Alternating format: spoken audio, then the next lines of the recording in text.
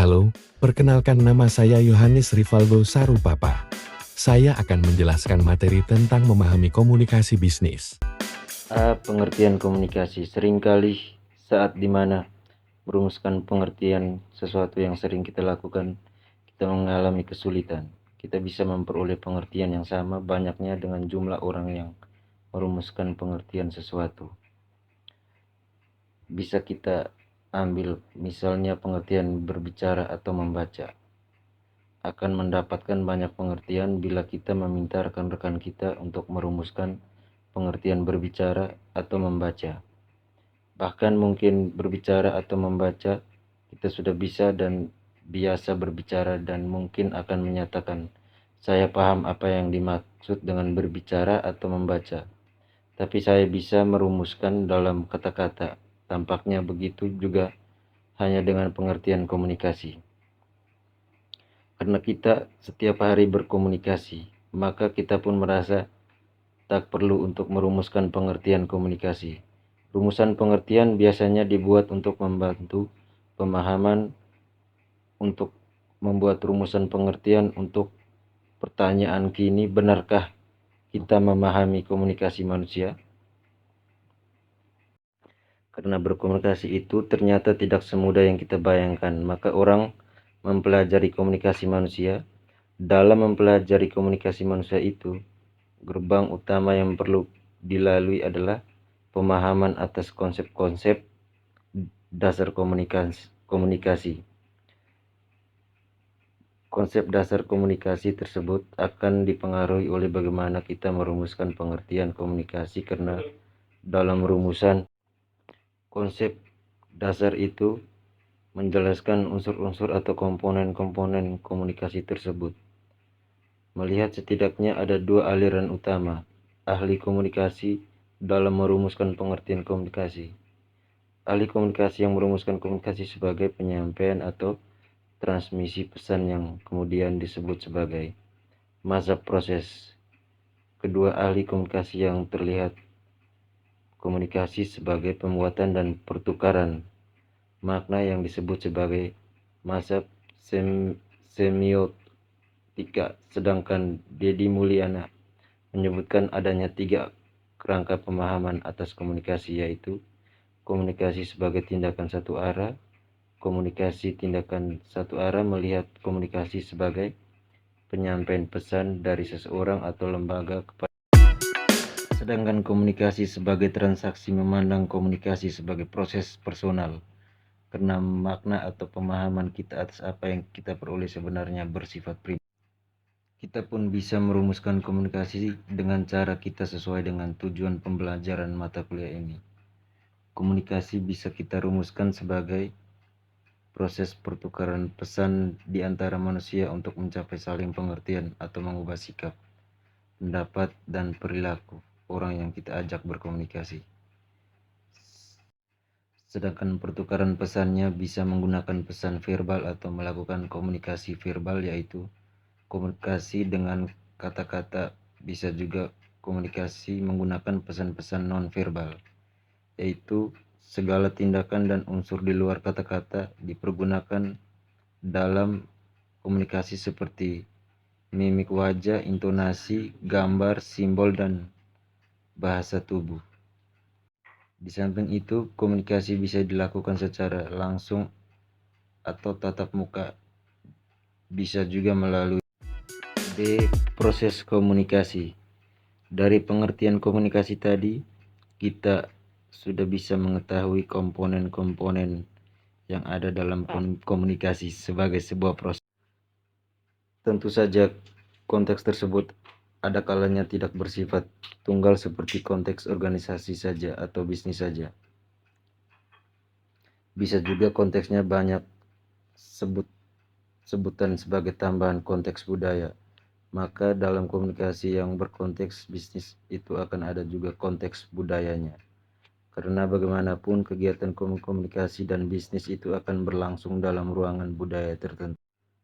Dalam budaya itu akan ada sistem kognitif atau sistem pengetahuan, sistem etik atau nilai-nilai dalam sistem estetik atau konsep tentang keinginan. Dalam proses komunikasi pun biasanya muncul umpan balik.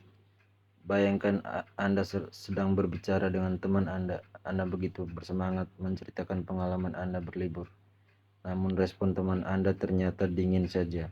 Mimik wajahnya sedikit pun tak menunjukkan ketertarikan pada kisah Anda. Itu merupakan umpan balik dari lawan komunikasi kita. Umpan balik itu biasanya dipergunakan untuk menilai atau mengevaluasi keberhasilan komunikasi. Umpan balik juga dipergunakan untuk mengubah teknik, isi pesan, atau gaya komunikasi. Misalnya setelah mengalihkan topik menjadi soal pertandingan sepak bola di Liga Inggris karena Anda tahu baik Anda maupun teman Anda sama-sama. Dengan demikian kita bisa menyimpulkan komponen-komponen dalam proses komunikasi, yaitu 1. Komunikator, yang di dalamnya mencakup faktor-faktor seperti keterampilan komunikasi, sikap, pengetahuan dan sistem sosial, serta pengaruh kultural, sosiokultural, dan psikokultural. 2. Pesan yang disusun dengan elemen, isi, struktur tertentu yang merupakan hasil transformasi dari pikiran atau gagasan perasaan dalam proses yang dilakukan komunikator yang kemudian didekode oleh komunikan. 3. Media atau saluran komunikasi yang dipergunakan untuk menyampaikan pesan yang diserap melalui panca indera. 4. Komunikan, yang di dalamnya terkandung faktor-faktor seperti yang ada pada komunikator. 5. Efek, yang merupakan akibat yang ditimbulkan dari kegiatan komunikasi yang biasanya dirumuskan sebagai perubahan atau peneguhan sikap, pendapat, dan perilaku. Efek pun ada kalanya juga disebut sebagai tujuan komunikasi atau untuk menunjukkan keberhasilan komunikasi. 6. Umpan balik merupakan respon komunikasi selama proses komunikasi berlangsung yang bisa mengubah pesan komunikasi. Media komunikasi atau komunikator. 7. Gangguan komunikasi. Gangguan yang dipandang membuat komunikasi tidak efektif. Gangguan komunikasi ini bisa berupa gangguan psikologis, gangguan fisik, atau gangguan semantik, dan gangguan mekanis. 8. Lingkungan merupakan pemberi pengaruh pada proses komunikasi manusia karena proses komunikasi tidak berlangsung di ruang hampa. C. Fungsi dan tujuan komunikasi manusia. Kita memulai penjelajahan kita mengenai mengapa manusia berkomunikasi dengan memahami terlebih dahulu kebutuhan komunikasi manusia. Kita bisa bertanya, mengapa manusia membutuhkan komunikasi? Daftar kebutuhan komunikasi manusia yaitu: 1. Untuk mempertahankan hidup. Kita bisa mengambil contoh saat orang lapar atau haus kemudian meminta makanan, atau saat orang berobat ke dokter menyatakan keluhan penyakitnya. 2. Kerjasama. Dimanapun manusia membutuhkan orang lain, sehingga manusia akan bekerja sama dengan manusia lain dan berkomunikasi menjadi. 4. Sosial. Sebagai manusia tentu kita akan terlibat bersama orang lain dalam kehidupan sosial kita. Kita berkomunikasi dengan orang lain seperti mengemukakan gagasan atau memberikan sumbangan pemikiran atas satu persoalan kemasyarakatan. 5. Praktis. Kita pun terlibat dalam kegiatan-kegiatan praktis seperti kegiatan bisnis. Kegiatan praktis tersebut pada dasarnya kita lakukan untuk menjaga agar masyarakat kita bisa berjalan dengan baik. 6. Ekonomis. Kita pun membutuhkan komunikasi karena kepentingan ekonomi seperti melakukan promosi atau memasang iklan di media massa.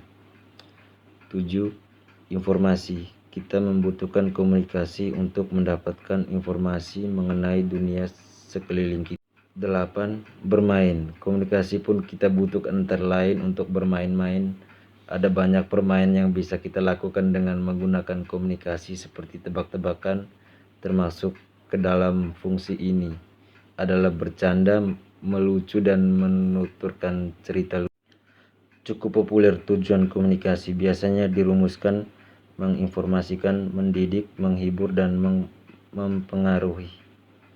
Sekarang kita sudah memiliki gambaran mengapa manusia berkomunikasi. Secara ringkas, manusia berkomunikasi karena manusia memang membutuhkan komunikasi itu untuk membangun dan mengembangkan relasi dengan orang lain yang dibangun melalui pesan, isi, informasi yang disampaikan melalui tindakan komunikasi. Akan halnya komunikasi bisnis yang akan kita dalami melalui mata kuliah ini merupakan salah satu wujud dari alasan manusia berkomunikasi. Melalui komunikasi bisnis, manusia membangun dan mengembangkan hubungan dengan sesamanya untuk mencapai tujuan-tujuan bisnis. Melalui komunikasi tersebut, manusia membangun kerjasama untuk mencapai tujuan bersama. Melalui komunikasi tersebut, bisa juga satu organisasi bisnis melakukan komunikasi persuasif atau bujukan untuk mempengaruhi lawan komunikasinya sehingga bisa mengubah pendapat, pengetahuan, sikap, dan perilaku lawannya. Dengan demikian, organisasi bisnis ini melakukan tindakan-tindakan yang diperlukan untuk pencapaian tujuan organisasi. D. Etika komunikasi. Tadi kita sudah membahas tentang fungsi komunikasi yang antara lain menyebutkan tentang dimensi hubungan dan dimensi isi dari kegiatan komunikasi manusia. Sekarang kita berbicara tentang dimensi hubungan atau relasi antara satu manusia dengan manusia lainnya. Relasi itu tentu dikembangkan dalam kerangka budaya. Bisa saja orang yang menjalin relasi itu adalah orang yang sama budayanya, namun bisa juga berbeda budayanya. Begitu eratnya kaitan antara komunikasi dan budaya, tegaskan oleh Condon dan Yosef dalam Mulyana 2005b ayat 14 yang menyatakan, begitu kita berbicara tentang komunikasi, tak terhindarkan lagi kita pun berbicara tentang budaya.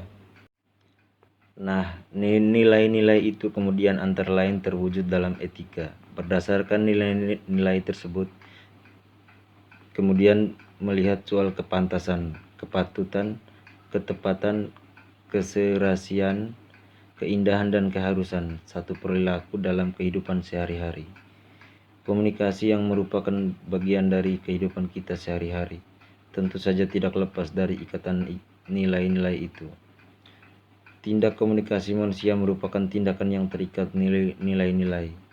Kita bisa melihat bagaimana orang lebih memilih menggunakan kata beliau dibandingkan dengan kata dia untuk orang yang dihormati secara sosial.